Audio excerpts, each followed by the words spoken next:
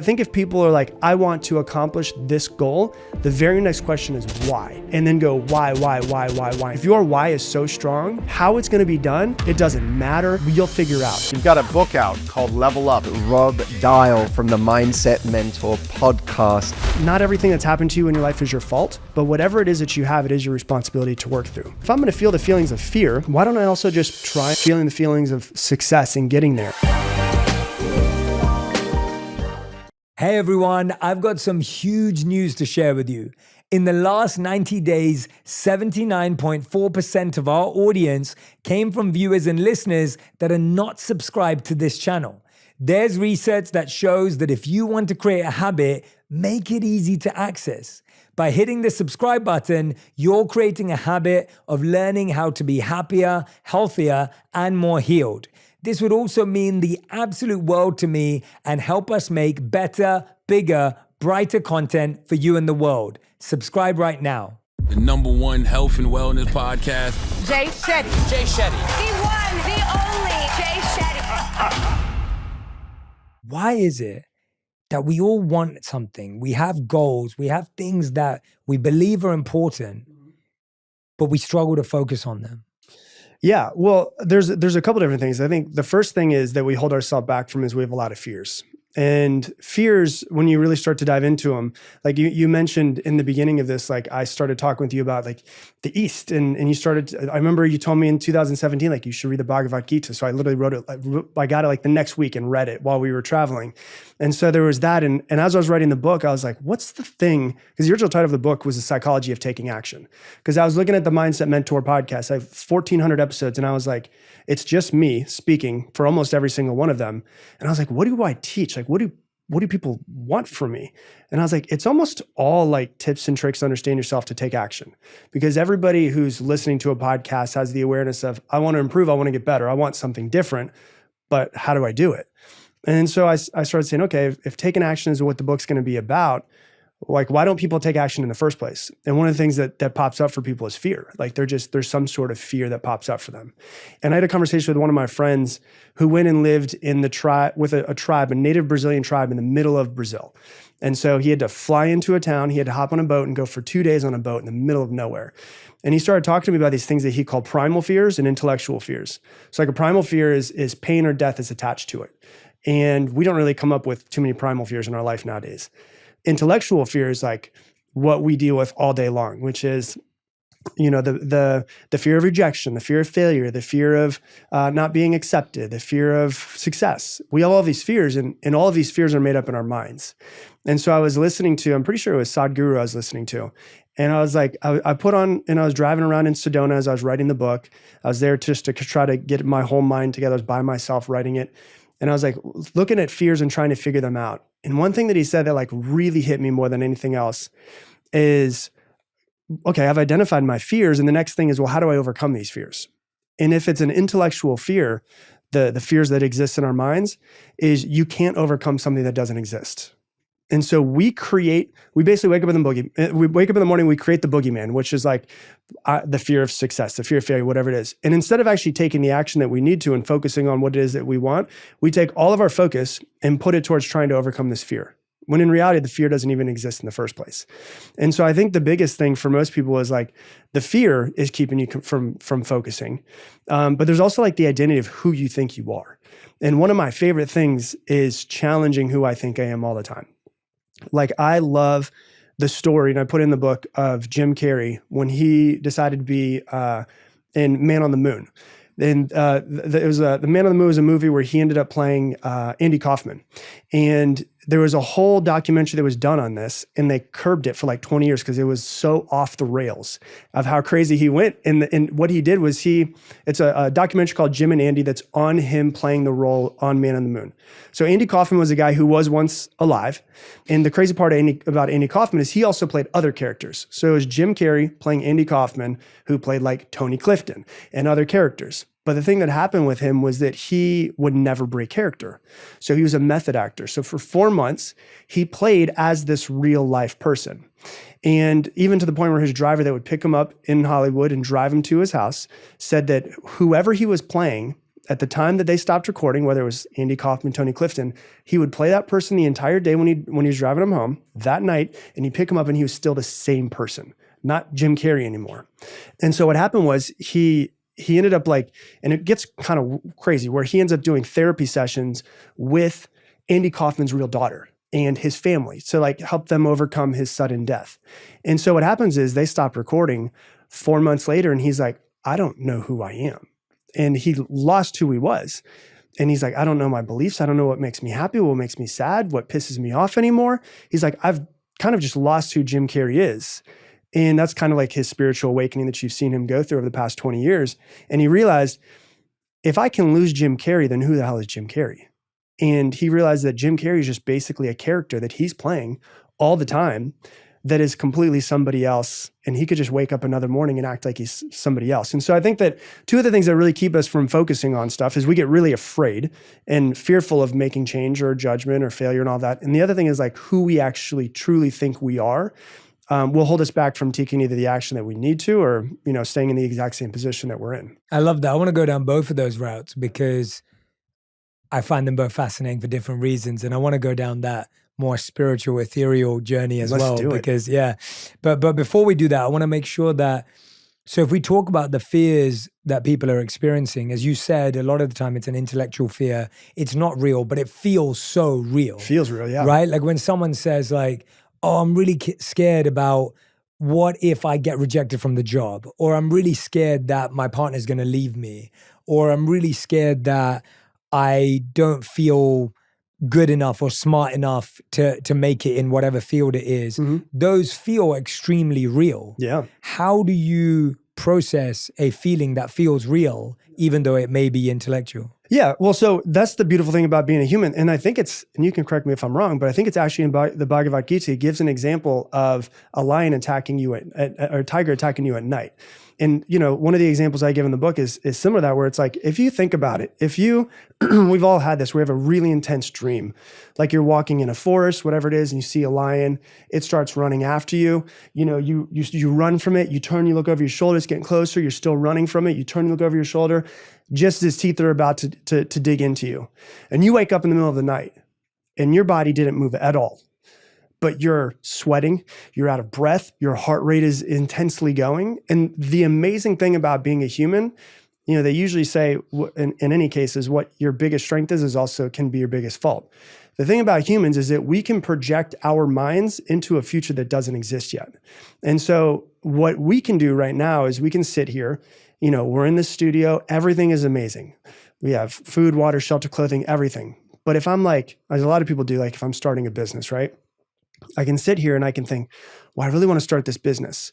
But then I start playing out all of the things that could go wrong, which is what we tend to do. Not what goes right, but what could go wrong.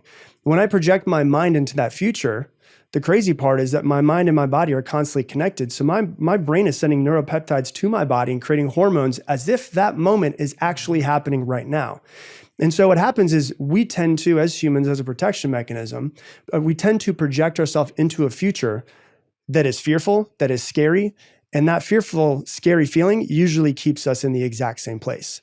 And so what I always say is if I'm going to imagine the worst that could happen, why don't I at least try to see the best that could happen? And so if I'm going to notice myself, the awareness of I'm really in a lot of fear right now with starting this business. And I'm going, man, what's the worst that could happen? Well, then I might as well close my eyes and say what's the best that could happen? And what would it feel like to start this business and to be able to crack $1 million in a business? And how proud of myself would I be to break $1 million in sales and to be able to build this and travel with my family and provide what I've always wanted to provide. And if I'm going to feel the feelings of fear, why don't I also just try on feeling the feelings of success and getting there? And so if we notice it's an intellectual fear, the first piece that I always say is there's three pieces. There's the awareness of it. Okay, I'm aware that I'm in a state of fear. I need to practice to get myself out of that. Okay, if I notice myself in a state of fear, what's my practice to get myself out of it? Well, I'm going to go ahead and I'm going to calm down and take 6 deep breaths. And I'm going to connect back to my heart. And I'm going to ask myself, what's the best thing that could happen?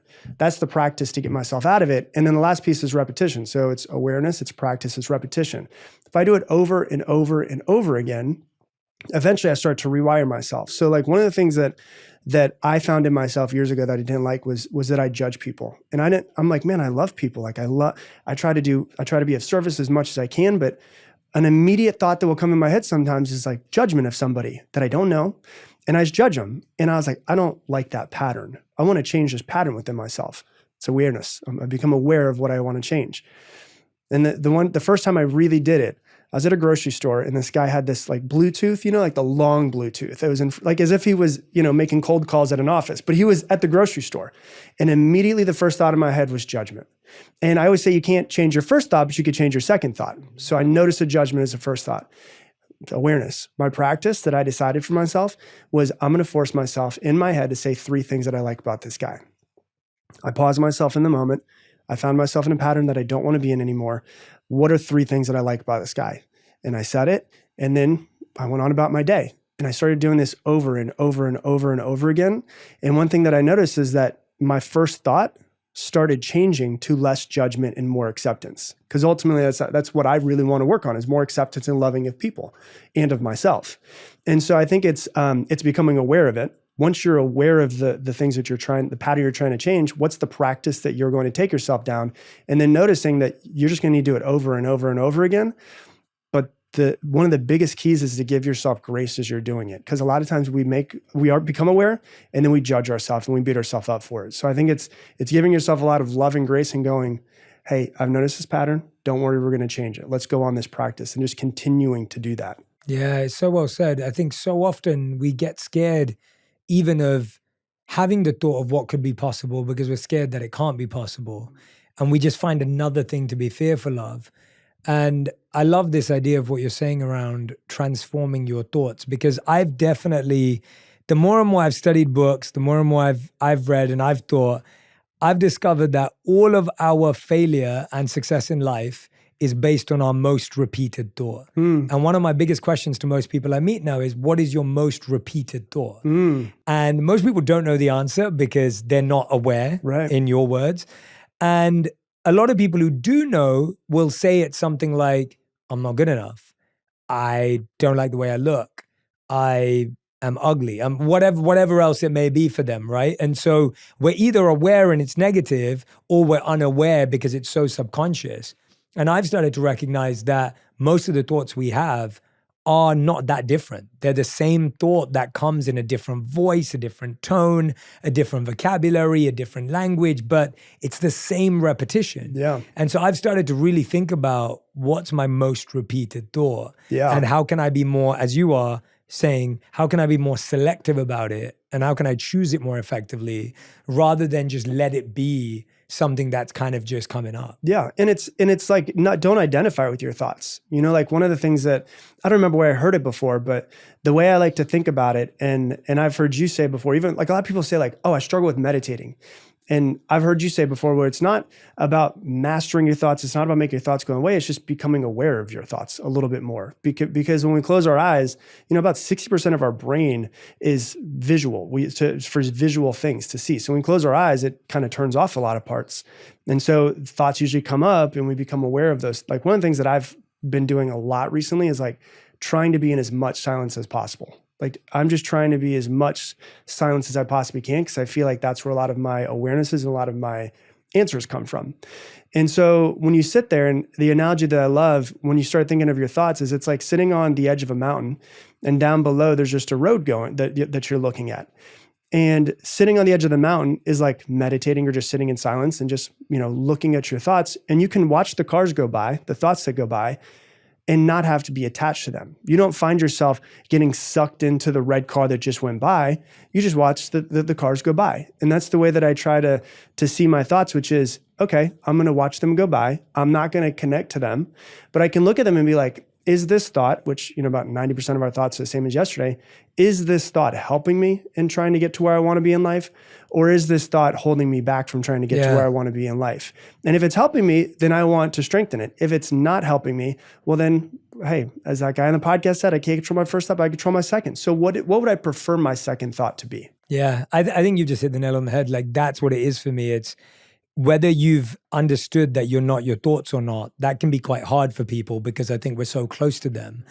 But even if you can practice distance through meditation or mindfulness, the real win is being able to look at a thought and say, is it good for me? Yeah. Or is it not helpful? Like you just said, like, I think that is the wisdom of it, that can I evaluate everything that's repetitive in my mind and ask myself, is this useful? Is it helpful? Is it allowing me to move in the direction I want?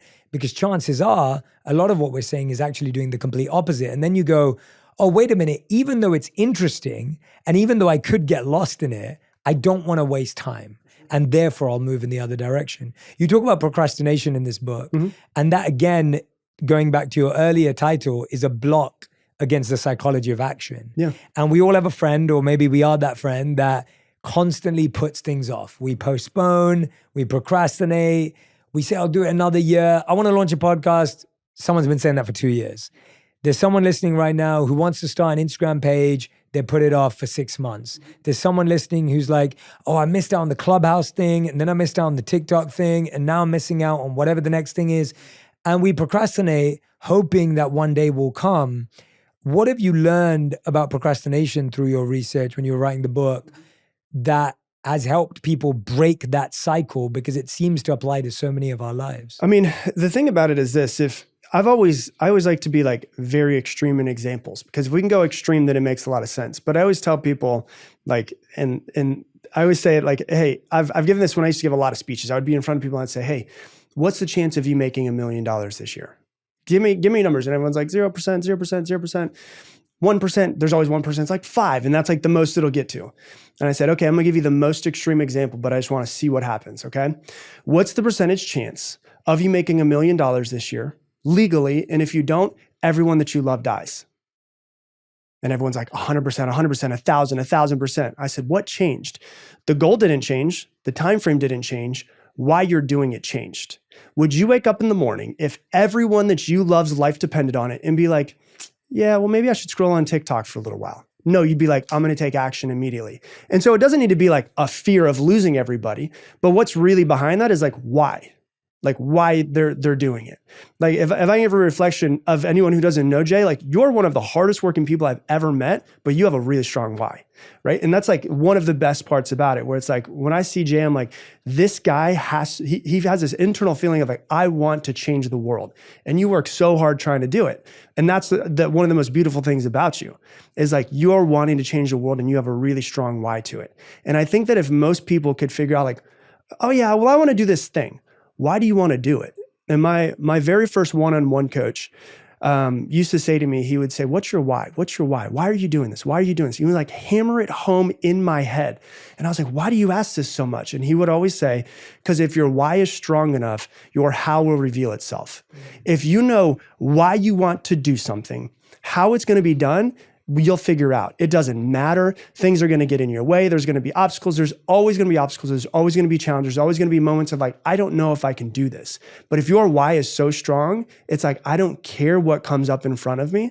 I'm going to get it done. Like most people, they want to be motivated. And I have come to hate the word motivation, because motivation's so fleeting. Like we can wake up and we can listen to a podcast where we can get, read something and be motivated. And then something can happen to us and it's gone. It just disappears.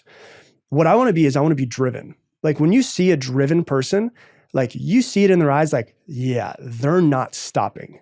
And the difference between a motivated person and a driven person is that the driven person has this why that they want to see have happen in the world or in their life or for their family. And so I think if people are like, I want to accomplish this goal, the very next question is why? And then go why, and go deeper into it. An example I give in the book is I had a coaching client years ago, like 8-9 years ago. And he was like, Rob, I want to make $100,000 this year. I've never made it. And I was like, why? And I took him through what's called 7 levels of why. Just keep asking why. And it went from, I want to make $100,000 this year because I've never done it before, to the eventual thing was he had just got into a divorce a couple years ago. Both of his young children lived in a bad part of town with his ex-wife. He wanted to regain custody because he was afraid that both of his children would be killed in a drive-by. And he was so terrified of it that was his actual true why. And so it wasn't the motivation. I didn't have to talk to him and say, hey, how close you'd make $100,000 this year. I said, hey, how close are you to providing more safety for your children this year? Because he wanted them to move in with him. He wanted to be able to provide for them and to make sure that they were safe. And so I think that if we just ask ourselves, why do I truly want to accomplish this goal? It kind of reveals itself and it makes it a lot easier to take the action. Yeah, for sure. I mean, and I appreciate all the kind words, but I can definitely say the only thing that's kept me going is my why, because I think there are so many things that either make you want to give up or slow down or become lazy or complacent. And when I look at it, and someone asked me this, I was sitting with another creator end of last year, and he was just like to me, Jay, why do you even do anything anymore? Like, what's the point? Like, it seems like you're good. Like, why do you need to do anything? And I was like, we've just got to the start of everything. Like, I just got to the beginning of where I need to be. I was like, we've just got to a point where we can connect with lots of people, but we need to give people the step-by-step process to transform their life. And now we can take them on the journey because people are listening, they're engaged, we have a community, we have a connection with people. But when I started out, we didn't have any of that. So I see it as we just got to the start of where I want to be, because, and it was just interesting to me that so many people struggle to find their why.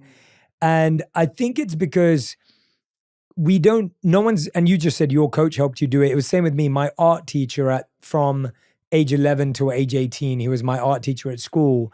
And every time I'd paint something or draw something or do a collage or a graphic design, and whatever I do, the first question he'd ask me is, why did you do it? And I'd be like, my initial response was, because it looks good. Like that, I was a kid, what do I know? And he'd be like, every year he'd be like, why did you do it? And I'd be like, oh, because this color matches with this color. And then be like, why do you do it? And I'm like, oh, because it reveals the metaphor that I think this is about. And then he'd be like, why did you do it? And I'm like, because that's how I'm feeling right now. I'm trying to, and every year he would ask me, it would reveal more and more layers of my psyche in a similar way. And again, I've owed it to someone in my life who pushed me to ask the question, why? Same as you. And so I think what we're both saying is, please ask that question to yourself. But what if someone asks that question and they feel stuck and they kind of go, I've asked it, but it's kind of just like, just want a nice house. Like, I just want a nice car. I just kind of want to, it's not that deep. And I think you're right. Like you said, we don't have a lot of primal fears. Like, some people who are listening right now will have fears of survival, and that is driving them, and they are working hard and they are pushing. And at the same time, we'll have people who are like driven, but they're like, I'm not driven enough because I haven't got anything to be that scared about or that worried about. How do that person discover their why? Yeah, I think for me, it's like, my life was never terrible, or like when I started the podcast, The Mindset Mentor, like, I was at a point in my life where I was making a whole bunch of money, and I was 27 years old, and I was making 250 grand a year, and I was working from home, and everything was great, but I felt like I was slowly withering away, and I could see what the future was going to be while I was there. And I said, okay, if I do this for another 5 years and I'm 32 years old and I'm still doing this, or I have my manager's job, is that going to fulfill me? And it actually gave me more anxiety to think about having my manager's job. And then I sat there and I thought, okay, well, like, I really want to do this podcasting thing. It seems to be going pretty well. I want to coach people. I want to help people. And I also at the same time was like starting an Amazon business and trying to make money online and do that. And so I thought about it and I asked myself, okay, if I fast forward 5 years from today, do I want to be the person that's in sales management like I'm doing now and consulting? Do I want to be the guy that's selling stuff on Amazon and, incredible Amazon business person? Or do I want to be the guy that's coaching people and helping people change their lives? And the immediate answer was very clear: coaching people and changing their lives. And I was like, okay, well, that feels like it's the path. And then immediately comes up is all kinds of fear, because I don't know what I'm doing. Like, back in the day, 2015, nobody made any money in podcasts. I didn't have any idea of how to grow a business, any of that type of stuff. But what was important to me was, number one, when I fast forwarded into the futures that I didn't want seemed way more painful than trying the unknown and what could be if I did take the path. And so that became more of a fear, like the fear of judgment, the fear of putting myself out there, other people's opinions. It was there. It's still there. And I don't know if you ever get past it, but you just kind of get more used to it. But the fear of being in the exact same position, working the same job, maybe making a little bit more money, doing this for every day until the day I die, was terrifying for me. That was a fear. And I was like, well, then this path of the unknown isn't as scary. And so I might as well take this path of the unknown. And I'll be fully transparent. There was, I shared this on like one other time, I think. There was a moment in 2015 where I started the podcast in August of 2015. November of 2015, I was feeling like a whole lot of fear. And I was like, I might have to go back and work for someone else again. And it was just, fear was so in my head. And I was like, I got to go back to making money. I got a new house. I got a mortgage. I don't know how I'm going to do this. I'm not making any money doing this. My sister came out to me, and I believe, if you're silent, the messages are always there. If you're looking, the messages are always there. My sister, I was at her house, and she goes, hey, have you ever seen this box of Dad's stuff?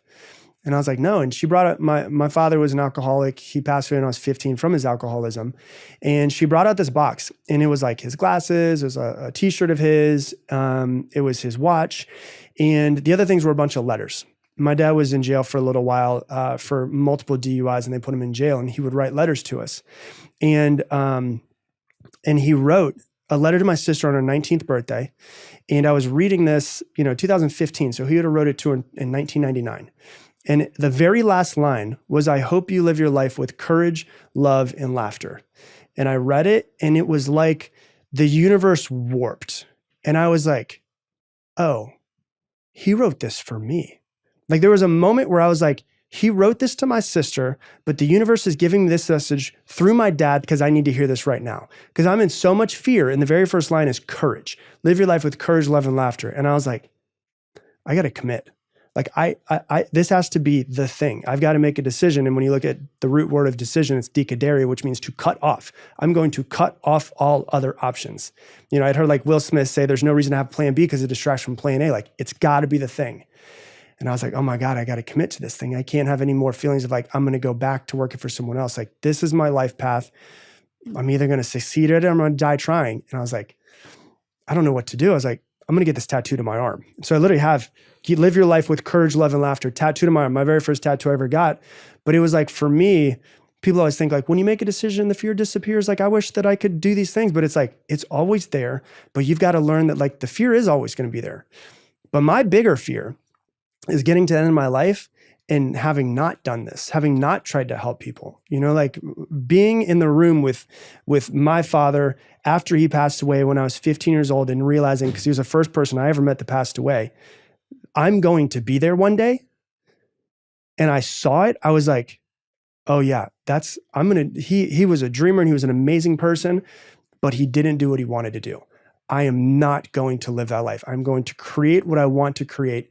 And now I have all of the other fears that everyone else has, but my biggest fear is getting to the end of my life and not having tried or not having at least gone for it. Yeah, I love hearing that. And you've reminded me of a great speech that Jim Carrey gave, funnily enough.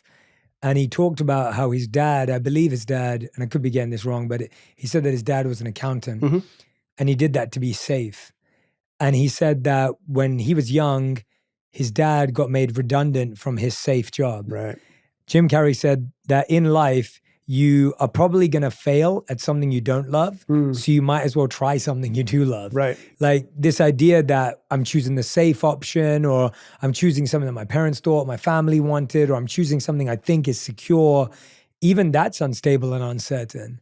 And so the uncertainty that you pursue actually is less fearful. Yeah. Because you're on top of it. You're aware. And I think that's one of the biggest habits that I think's changed my life, is that I stopped believing and accepting that I would get to a place where I no longer had to use my brain, right? Like, I think we all believe subconsciously somewhere that there's a paycheck, there's a bank balance, there's a home, there's a fashion, there's a partner. That means from that point on, I don't have to think about anything. It's all good. Everything's because perfect. It's all good. Right. And I'd say my best habit in life is recognizing that that is the biggest myth that we've been sold, and I just don't accept it. And I'm okay that my life requires constant work ethic and effort and awareness and being astute and being conscious, because that is what's actually being demanded by this world. A uncertain world forces you to be conscious. Yeah. But if you're unconscious in an uncertain world, that's leading to a really dangerous place. Sure. But I think we're waiting for that moment where we can just not be conscious because it's so much hard work. But to your point, it's way harder work being unconscious. Oh yeah. Because the amount of unconscious issues that arise are numerous. I think there's like a lot of wisdom in what you said, because a lot of people would rather just be like, well, let me get to this destination. Once I'm there, everything becomes better. Hey, I want that too. I do too. Right. And I thought that for a long time. And it's interesting. The journey that I've had is, I always wanted to make money because I thought money was going to give me what I needed. It would give me that safety and security that I never felt as a child. And then I got to a goal that I wanted to get to, and I realized I feel exactly the same as I've always felt. I don't feel any different. I don't feel any more secure. I don't feel any happier. I don't feel any more loved. And what I realized was I thought that the achievement, the recognition from other people, the money in my bank account, the buying cool stuff would fill what I actually thought was, and consciously now know, is I thought that all of those things would fill a void that was inside of me. And what I realized is what I was searching for from the external world is actually what I was searching for myself. And so the reason why I spend so much time in silence nowadays, I'll just go out on my porch and I'll just sit there for a couple hours, is because I'm trying to fill the void that I have created through life and through patterns and through heartbreaks and through all of the things that happened in my childhood. And I'm trying to be there as the 38-year-old man for the 9-year-old boy that's still healing. And what I've realized is that none of the material things, anything externally, will ever give me what I was ever searching for. Everything I've always searched for in the external was what I've been searching for myself. And so I 100% agree with you. I don't think there's any destination we ever get to. I think I'm constantly going to overcome more things every single day. And if I live to 100, I would be so lucky. And it's another 62 more years. I don't expect that I'm going to get to the end of my life and be like, I figured it out. I think the beautiful thing part about it is I think that I was given this need for achievement to realize that it doesn't change anything, because the path of wanting to achieve and doing it through business and doing it through growing and all that stuff has actually lit up inside of me a spiritual journey that wouldn't have been there had I not wanted to go for those things. Yeah, absolutely. I heard this. You reminded me of this story that's told about Benjamin Franklin. And Benjamin Franklin had 13 virtues. And these were all qualities that he aspired to develop in his life: simplicity, authenticity, patience, things like that. And when he was on his deathbed, they asked him which one he didn't accomplish. Mm-hmm. And he said it was the 13th one. And they said, what was that? And he said, humility. And I love that, because I think what you're saying is humility doesn't mean you're meek or weak. It means I'm able to accept there's always more to learn. I don't know everything. Yeah. And it's okay. I'm going to give myself grace for it too. It isn't a feeling of I'm useless because I don't know. It's actually I'll become more useful if I recognize there are things that I still have to learn. And when I'm listening to you about your spiritual journey and that silence, I'm intrigued by that. Walk us through how you fill that void almost practice-wise, mm-hmm. because I identify with that fully. And it's funny because we always talked about how our lives were kind of opposite. Yeah. Because when I met you, I'd kind of gone down this deep spiritual path, right, but I had no money. Yeah. And you were in the other boat where you had sustained yourself financially and created a really good, stable place for yourself, but you were seeking spiritually. And so we were kind of at, right? We had that conversation. Yeah, we did. Yeah. And let's talk about that too. But I'm intrigued as to how does that couple of hours or whatever that time on your porch, like how do you do that for people? Because I think we like the sound of that, but then we get distracted by the next thing. What I've come to find, and I can speak within myself and just what I've seen from other people, but what I've seen within myself is that I've learned a lot of lessons from my dad. Most of them after his death and me processing things. My father was the way that he was, and he became an alcoholic because he had things in his past that he hadn't worked through. And the thing that he hadn't worked through is when he was 12 years old, my father heard a gunshot. He walked into the room and his dad had just shot himself in the mouth with a shotgun. And so my dad grew up in rural Tennessee. This is 1960s when this happened, 1960s when this happened. There wasn't a whole lot for him to understand it. There weren't podcasts, there weren't books to read like we have nowadays. And so I always consciously knew that what was happening was that he had not healed his pain. And Gabor Mate says, don't ask why the trauma, ask why the pain. And when I first heard Gabor Mate, I was like, oh my God, someone's finally saying what I always thought with my father. And so, we can look at him and say, oh yeah, he's an alcoholic and he didn't overcome his trauma. The trauma, the way it came up in my life is I became a workaholic. And so I didn't sometimes we could see someone and say, oh, they drink too much alcohol, they do too much drugs, they eat too much food, and we can say, oh yeah, that's their addiction. The problem and the hard thing in our society is that my addiction of workaholic is rewarded, and people look up to it and they're like, you're doing so great, you're making so much money, all of this is so good. And what I came to find is that my workaholism was just basically me trying to not feel my feelings and to not work through and process those things. Like scrolling on social media could be that way for somebody. It could be, some people are addicted to working out. Some people are addicted to, watching TV, and there's so many, some people are addicted to shopping. There's so many different addictions that we have. And what I found is that the hardest thing for me was to stop and to just not have to. I was always trying to fill every single moment of my day, always try to be so busy. When I didn't have something to do, I'd find something to do in my business. Businesses, you can always work all day, every day. And so what I've tried to do, and I've built in my business, is a lot of systems and processes through my VP of operations has really helped me with this a ton, to be able to take a lot of stuff off my plate so that I have more time to just be. It's my personal belief that I think that God, the universe, life, whatever it is, speaks in silence. And so if I want those messages, I need to be silent. What I found for myself is when I would be silent, a lot of anxiety would come up. And I'd be like, you got to go to the next thing. You got to go to the next thing. This is stupid. You should be doing something else. And then I just realized that what I was trying to do was achieve to fill a void. But I could sit here, and there's been moments where I'll sit on my porch and I'll literally just start crying. And I'm like, sometimes it's gratitude. Oh my God, I can't believe I've been given this life. I can't believe I've had these challenges. I can't believe that I've had this come up. I'm so grateful for every single aspect of it. And sometimes I just sit there and tear up and I'm like, I don't know what this is, but this is something my body's releasing. And I need to be okay with this releasing process. There's a really interesting thing that people could look at. There's two videos that are really interesting on YouTube. One of them is called Polar Bear Trauma, where they show a video of a polar bear and they shoot it with a tranquilizer gun from a helicopter.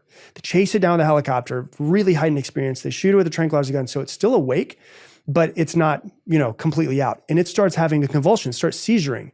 And eventually after its seizures, what it's doing is it's releasing all of the cortisol, all of the adrenaline from its body so that there's no trauma that comes with it. And so then it goes, after it's shaken for a while, takes a really deep breath and it just kind of calms down. Almost identical video of a impala that gets attacked by a jaguar and the jaguar gets scared off. It starts to convulse, takes a deep breath, and then it moves it. And we're taught in our lives at some point in time not to remove this and to work through these traumas and these feelings.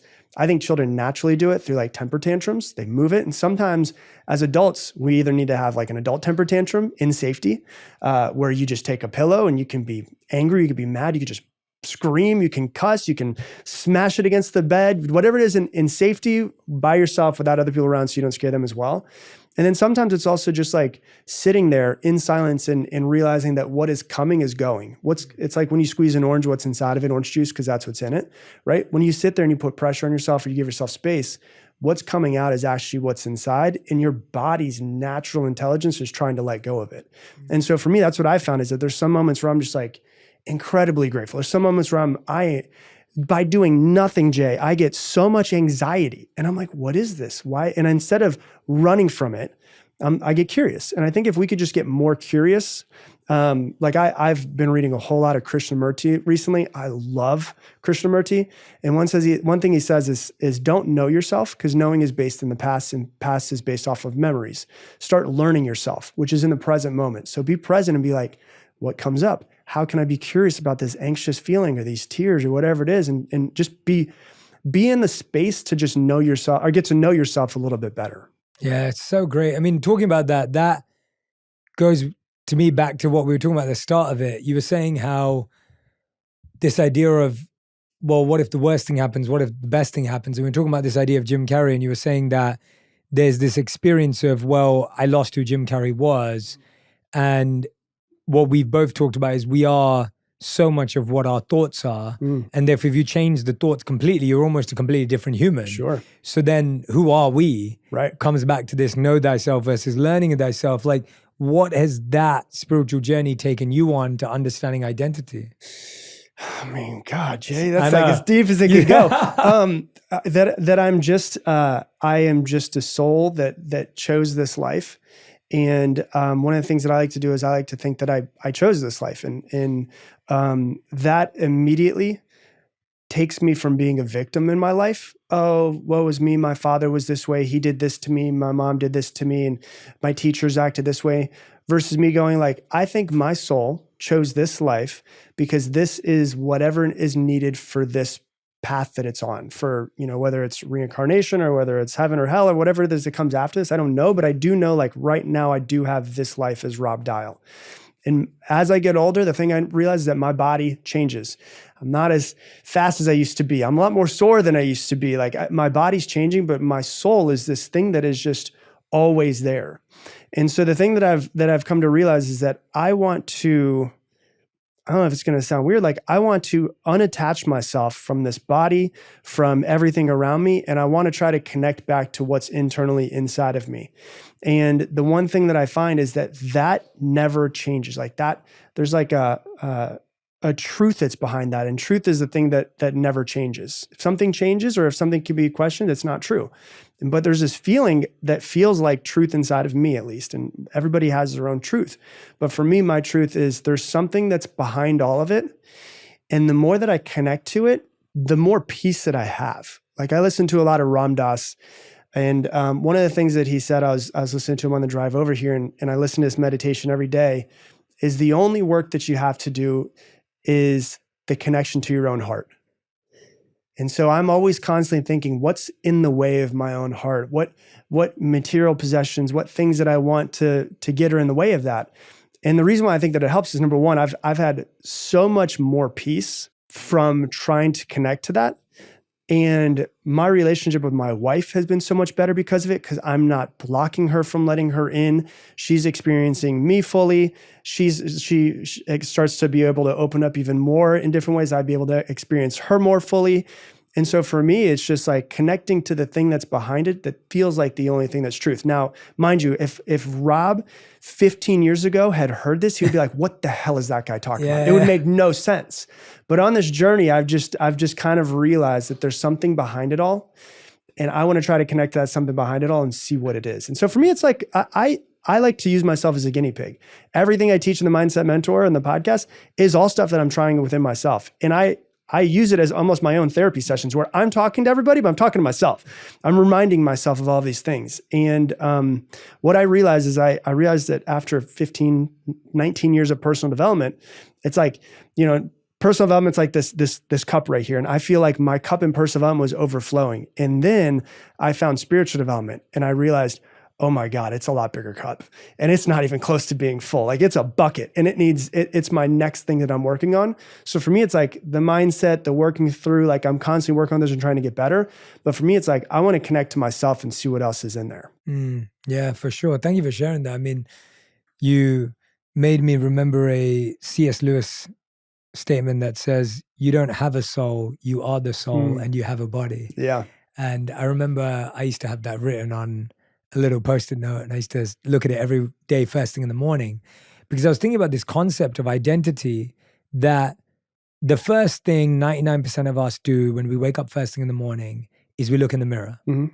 Usually we say something like, oh, I look tired, or don't like that spot, or God, I put on weight, God, whatever it is, right? Yeah. Now all of a sudden we're already in the bodily concept of life, this bodily consciousness.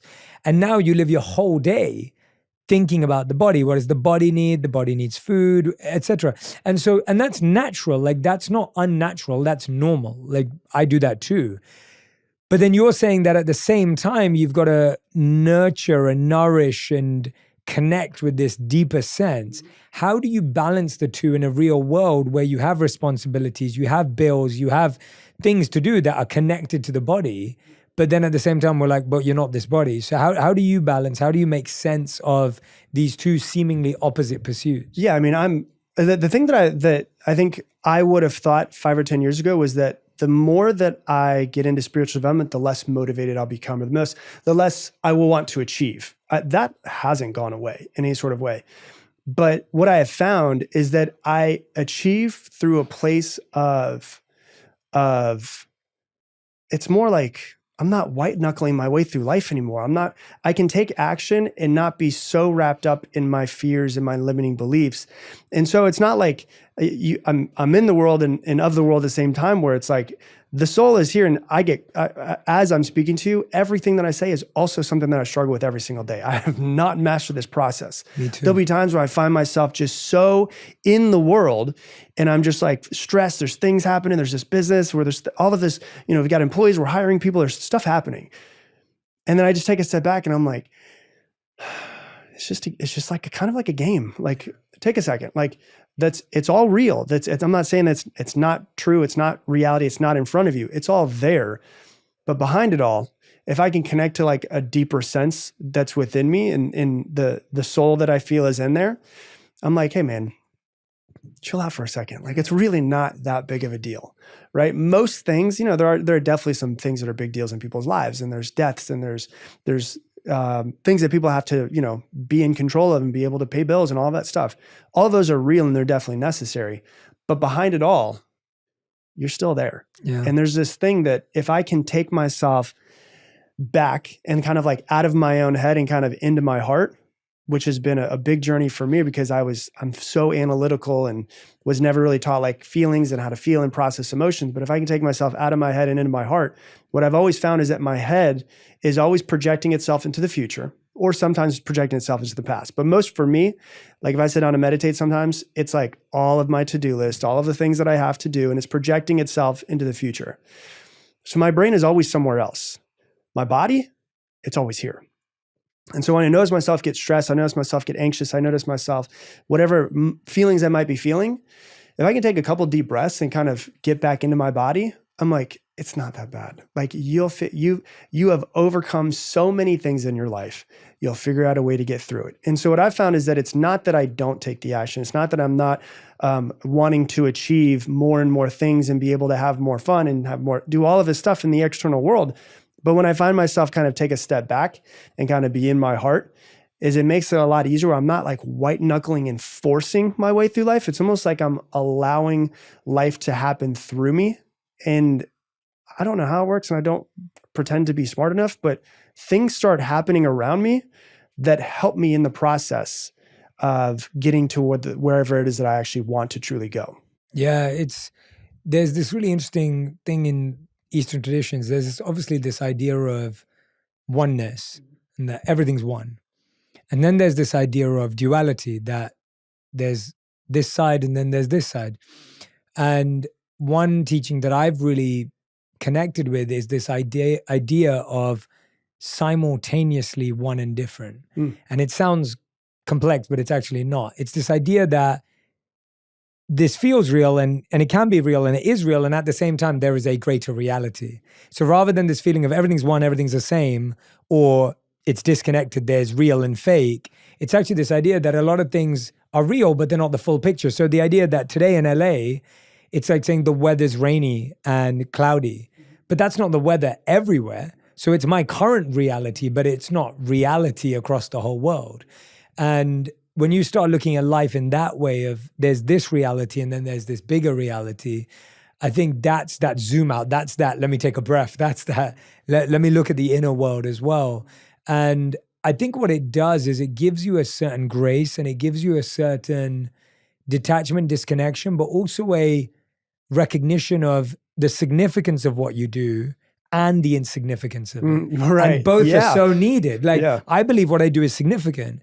And at the same time, it's totally insignificant. We won't be remembered in 1,000 years. And it's so okay. Yeah. But we take it so seriously. And if you only do one or the other, like if I only see my life as extremely significant, everything's too high pressure. Oh, yeah. Oh my gosh, it would hurt me.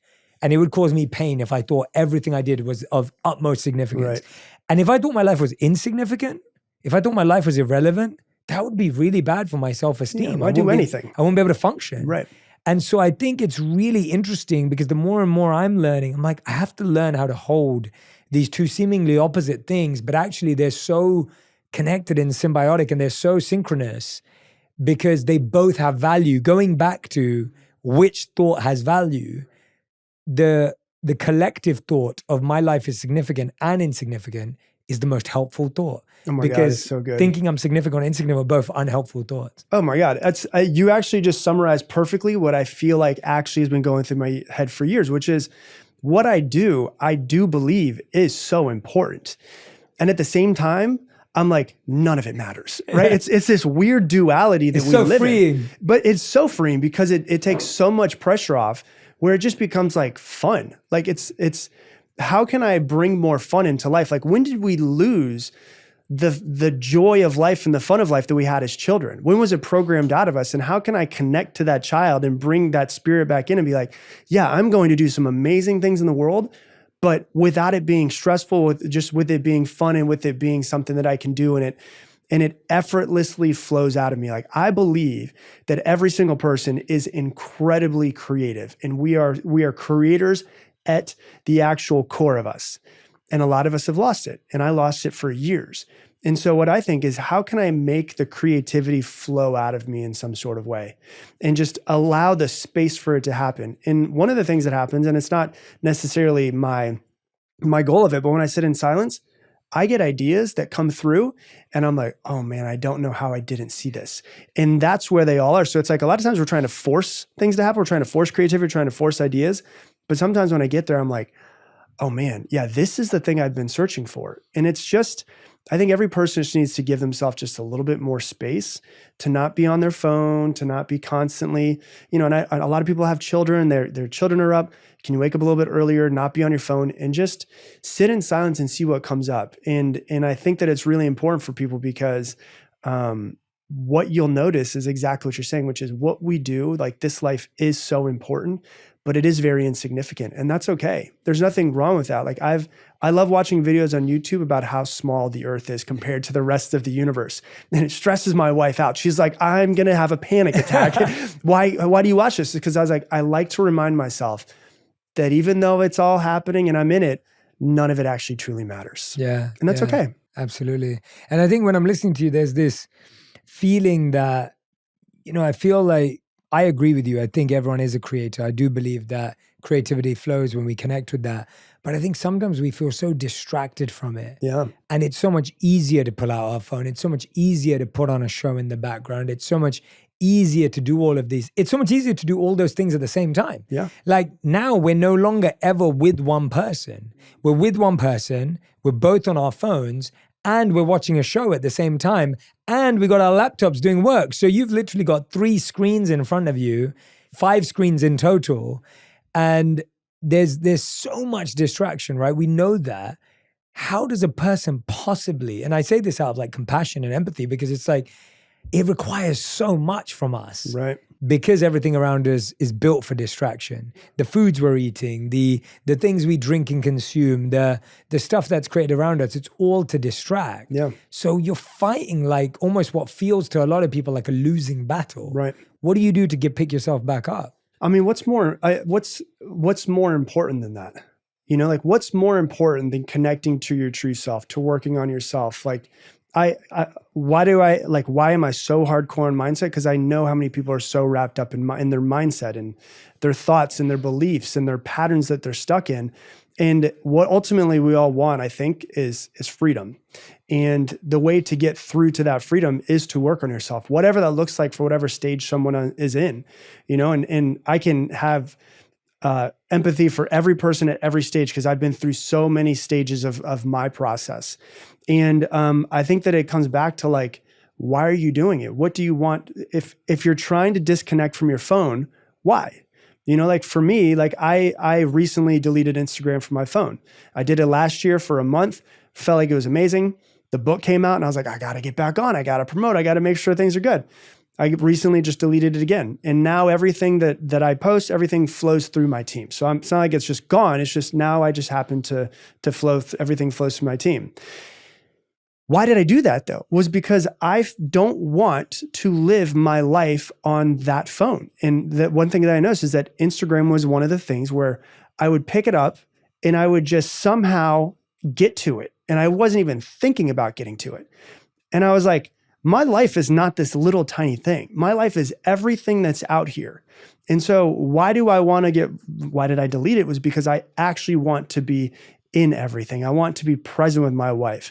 When we have children, I want to be present with our children. I want to be the most present version of myself as I possibly can. And I can't imagine that I'll get to the end of my life, be 100 years old and be like, I wish I would have spent more time on Instagram. I wish I would have spent more time watching Netflix. I've been addicted to all of those things. I'm not, above any of this stuff. But I started looking at myself and saying, like, is this helping me get to where I want to be in life? Is it creating more peace in my life? For me, it was creating way more stress. So it was perpetuating these feelings that I'm trying to let go of and trying to work with. And so for me, I think what's important to people is like, if you want to make a change, why do you want to make the change? And for me, looking at a screen is not as important as actually physically being in front of my wife and giving her what she actually truly deserves, which is 100% of my attention. Because there's been times where I've not given her 100% of my attention. And as we start to have kids and stuff, I don't want to be a distracted parent. I want to be with them. I'll never sit there and go, well, when my kids were my kids were children, like, I wish I would have spent more time on Instagram. I wish I would have spent more time watching Netflix. I just think for me, like the level of the place I'm at in my life is I want to be as present as possible, because I've worked for things, I've climbed ladders, I've gotten to different places. I've realized none of those things fulfilled me in any sort of way. And this journey I've been on in the past, 10 years, 7 years ago, when we started talking about the Bhagavad Gita and I started meditating a whole lot more and getting into it, I realized, oh, these things are bringing me peace. And the more peaceful I feel, the more that it becomes easy to actually achieve and create the stuff that I want to in life. And so for me, the presence and the peace at this point in my life, things might change. I don't know what it's going to be in 5 years, are actually the things that are the most important to me. Yeah, it's so interesting. I think we feel like being anxious and being, kind of like busy and stuff will actually create the most effectiveness. Right. But what you just said, this idea of if you start from a place of peace, and I think about I completely agree with that. If you walk into something with stillness, it gives you clarity, it gives you perspective, you can zoom out, you can zoom in. If you're buzzing around and moving around, you lose all of that. It's all blurry and fuzzy. And I want to ask you, what's a lesson you wish you learned earlier in life? I think it's that what you're searching for externally, you're actually searching for yourself. I think that's become very apparent to me in the past few years is I was always looking for somebody to give me love, somebody to give me acceptance, to achieve so that I could be accepted. And what I actually truly think is what I was searching for from everyone else was what I was searching for myself. So a lot of people that are like, a lot of people I know are people pleasers. They come to me, Rob, I'm a people pleaser. And it's like, they'll change themselves to try to get love and acceptance from somebody else. But that's just filling it's like a hungry ghost. It just, the food just goes through the ghost. It doesn't go anywhere. And what we're actually searching for is what we're searching, that love and acceptance for ourselves.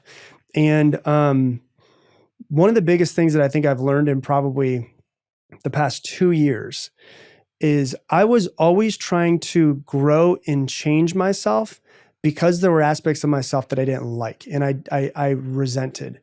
And what I've changed it to in the past couple of years is I'm going to love every aspect of myself. So there's some parts of Rob that are beautiful, that are amazing, that love people, that want to connect. There's some great parts of Rob. There's some parts of Rob also that are very selfish, that are very judgmental, that are a little bit short, not as present as he should be. Instead of trying to change those and hate those, I've actually just tried to love them and realize that the selfish Rob that exists was some sort of thing that was a part of past conditioning that came up from needing to be selfish as a child for whatever it might have been, whatever reasons it might have been. And I can love that side of me. And what I realize is that if I try to change it, it gets stronger. If I love it and I accept it, it kind of chills out. Mm-hmm. And it doesn't disappear. Like, I'm not like, yeah, these parts of me don't exist. It's me looking, like internal family systems is a therapy where you look at all parts of you and who you are, and you try to figure out a way to understand how the entire orchestra works together. When I was writing my book, I was sitting there and I was going so hardcore. Like, you and I come from the world of creating viral videos I would spend so much time on every single line to make sure it was perfect, right? Because I wanted to make sure, like, I've only got 30 seconds or a minute to get the message to be as clear and concise as possible. Let me try to make it as perfect as possible. And I used to do a lot of poetry, and I used to do a lot of songwriting when I was younger. So I was used to making every line as potent as I could. As I was writing this book, I was like 16 rounds of edits in, editing every single piece of it. And there was a part of me that said, why are you doing this? Like, why are you doing this? And I was like, I want to write a book that helps people and changes people's lives. I want someone to not know what the Mindset Mentor podcast is, but they walk into Barnes & Noble, they see this book and they're like, interesting, let me read it. Let me pick it up. And they read it and it changes their life. And then I played devil's advocate and I said, but you also want it to be successful, don't you? You also want it to be a New York Times bestseller. So you can have a little badge to put on yourself and say New York Times bestseller. You want it to be this incredibly selling thing because you know if it takes off, you're going to make great money for a very long time if it's a perennial seller. And I thought to myself, okay, can I use that egoic side of me to actually help me create a better book? And I could. And so what I realized is instead of hating that aspect, it's like a tool in my tool belt. When I need to bring that side of me out, I can bring that side of me out and say, you know what? I'm going to create the best freaking book that I can, or the best podcast that I can, or the best reel that I can to try to impact people. And so it's not about like trying to force change on myself. It's about loving every aspect of myself, the quote unquote good and bad, even though there is no good or bad, but every aspect of Rob. And if I need to use it, I can bring it up and say, hey, Rob, I need this version of you right now, but I'm not going to fight it anymore. Yeah. In the monastery, we'd always talk about how the word is anartha, which means unwanted thing that seems unwanted, actually needs to be engaged. Like you need to engage it in the service of doing something higher for it to be purified. That's like awesome. You can't just cut it out. You can't just get rid of it. You can't just hate it to go away. You can't just shame it away. You can't just guilt it away. It has to be engaged in a higher service, i.e. impacting others, helping others, improving your own life, improving the lives of others. Because when it's engaged, then it becomes purified. Because if you just ignore it, it will just stay there. And if you try and push it away, it's going to push back and get stronger. But if you engage it and go, yeah, you know what? I do have that in me, but I'm going to use that tendency to try and help this person do this. That's the only way that it starts to be purified. And so that resonates very strongly. Great answer. The other one I wanted to ask you was, what's a lesson you had to learn the hard way? Yeah. I think the one that's been the most potent for a long time is you can't do it all on your own. For me, I don't think I was able to trust people for a very long time. I went to a therapist one time and he had said, yeah, you've been neglected. And I was like, no, I haven't been neglected. Like I had food, water, shelter, clothing, all these things. And he's like, no, you were emotionally neglected from your father. And I was like, oh my God, I that really like rings true. But what happened was I had developed this feeling over my lifetime of, I've got to do it alone. I can't trust anybody. No one else can do it for me. Like there were times when my dad would, even though he was an amazing person, I always tell people like, I'm so grateful that I had the father that I had. He never beat me. He never yelled at me. He never touched me inappropriately. He would just get drunk and fall asleep. And when he fell asleep, he'd forget about me in a lot of different ways, right? So there was that neglect of like, he would say, hey, I'm going to come pick you up and we're going to go fishing because I lived in Florida. And I, would sit on the front porch for an hour, 2 hours with my fishing pole and he would just never show up, right? And so there were aspects of that. And I think somewhere along the line, I developed this feeling of like, no one's going to help me. I have to do it all on my own. Which there's a piece of that, which there is some truth, right? Like I do have to sometimes step forward and be the person to do it. But for the longest time, I never understood the phrase, no man is an island. Because I was like, I have done everything by myself. And then I started looking around me and I was like, no, I haven't. The universe has always been there, giving me everything that I need and every person to help me in some sort of way improve and get better. And, as everything's grown, the podcast has grown, my company has grown, all this stuff. We have 30 people on the team. Like I can't do it on my own. I can't help people on my own the way that I wish that I could. I'm not 30 people. I don't have 30 days. They can get done we can get done in one day that I could get done in an entire month. And so what's been big for me is trusting people to be able to help me and to be able to ask for help, whether that be in a business, but also like going to my wife and be like, hey, I'm really struggling right now. Like, can you just talk to me for a few minutes? And knowing that she doesn't think like, oh, he's not man enough which is a fear that I had. Like, oh, if I go to her with my problems, she's going to be like, he's not man enough. But for her to be like, yeah, let me hold space for you. Let's talk it out. And so I think the biggest thing for me is learning that I can't do it all on my own. It's okay it's actually strength to ask for help. It's strong to ask for help. And that I need to be better at asking for help when I do need it. That's a great one. That's a great one. I can relate to it in so many ways. And yeah, it strikes a chord for sure. And I think so many of us, both of those questions, think about it, what's a lesson you learned the hard way and what's a lesson you wished you learned earlier? Yeah. And write them down because you might forget it. Yeah. and you kind of fall back in that cycle often. Rob, we end every On Purpose episode with a final 5. Okay. These questions have to be answered in 1 word to 1 sentence maximum. Oh my God. Okay. And so I'm so wordy. I'll do my best. Rob, these are your final 5. The first question is, what is the best advice you've ever heard or received? I'll give you the sentence. And if you want me to explain it, I can, but everything is your fault. Yeah, you can explain it. Everything is your fault comes back to you are the CEO of your life. My very first mentor that I had, I paid $500 a month to have my first coach when I was 19, about to turn 20. And we worked together for 2 years and we had some great calls. I don't remember any of them. I remember one. And what it was I had made so many excuses as to why I was late to calls, why I didn't hit my assignments, why I didn't do what I needed to do. And he had this really tough conversation with me. And he said, Rob, if a business succeeds, whose fault is it? And I was like, what do you mean? He's like, if a business succeeds, all 1,000 employees move into the direction they have a successful year, whose fault is it? That the person who orchestrated. I was like, the CEO. He said, if a business fails, whose fault is it? And I said, the CEO. He said, Rob, if you get to the end of your life and it's not what you wanted it to be, and you didn't create the life that you wanted to, make the money that you wanted to, have the success, the love, the happiness, travel the places that you wanted to, whose fault would it be? And I said, it'd be my fault. And he said, if you did create the life that you wanted to, had the love, the happiness, the abundance, everything that you wanted, whose fault would that be? And I said, it'd be my fault. And he said, the problem with you is you're treating this life as if you're the victim. And what you need to realize that everything that happens to you is your fault and that your life won't change until you decide that you want to be the CEO of your life. I don't know how that would have felt when you heard it at that point. It hurt. Yeah, exactly. With that mindset. And I think a lot of people today would find that offensive. They might get hurt by it. How did you transfer that energy to be like, no, this is actually helpful. It's not hurtful. Yeah. I was a little bit hurt, but I felt truth. I felt like, yeah, he's right. Because when I look at the path of where my life was going to go, had I continued to blame everybody else, it wasn't going to be good. But when I looked at people who I knew who took full ownership of their life, one of my probably my first mentor, without even it being on purpose, was my Uncle Dan, who was an incredibly successful guy, had a bunch of success, but also was incredibly giving, always so loving.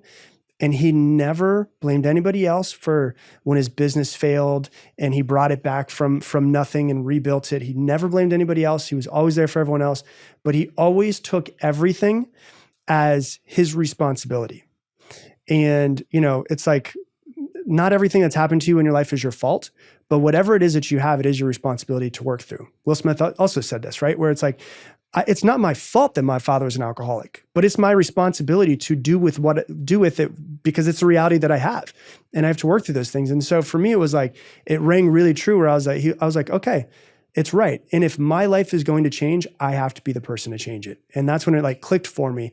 That conversation, I could say, is absolutely 100% the one conversation that changed my life completely. Powerful. Second question, what is the worst advice you've ever heard or received? Fit in with everybody else. Good. Question number 3, what is your most repeated thought? As of recently, is I'm proud of you. I try to tell myself that every single day. My mom told me that a lot as a kid. I'm trying to repeat it to myself. I love that. That's a great one. Question number 4, the number one habit that changed your life, like a daily habit, like something that you practice. Meditation and breath work. Finding space for myself. Love it. 5th and final question. If you could create one law that everyone in the world had to follow, what would it be? Oh my God. Take your time. One law that everybody in the world has to follow: to take 5 minutes every single day to practice self-awareness. I think that every problem in this world could be solved if people were more self-aware. I think that all of our problems come from lack of self-awareness. And if people were more aware of our actions, if politicians are more aware of their actions and how it's affecting the entire world, and if parents were aware of how their actions are affecting their children, and as a son, if I'm aware of how my actions are affecting my mom, my sister, my wife, everybody around me, if we could take 5 minutes to practice being more self-aware, I think that the entire world would be better. I love that. Rob Dahl, everyone. The book is called Level Up, How to Get Focused, Stop Procrastinating, and Upgrade Your Life. If you don't have a copy, go and grab it already. You'll be able to see my testimonial right here on the back. You're at the top on the back there. Make sure you go and grab a copy and tag me and Rob on Instagram, on X, on TikTok with what resonated with you, what connected with you. I love seeing, and I want Rob to see as well, what you're practicing, what you're trying to put into action in your life. And I can't wait for you to level up. Rob, thank you again. Thank you, man. For coming on and opening your heart and being so vulnerable, and at the same time giving so many practical insights of how people can move from where they are to where they really want to be, and even deeper. So thank you so much, man. I appreciate it. Well, thank you, Jay. Like I've known you for 7 years now, and your inspiration for like doing good in the world. And I can see that the actions that you take are from your heart and from a place of purpose, and it's inspiring for me to always see that. Thank you, man. I appreciate you. Of course. Thank you. If you love this episode, you'll love my interview with Dr. Gabor Mate on understanding your trauma and how to heal emotional wounds to start moving on from the past. Everything in nature grows only where it's vulnerable. So a tree doesn't grow where it's hard and thick, does it? It grows where it's soft and green and vulnerable.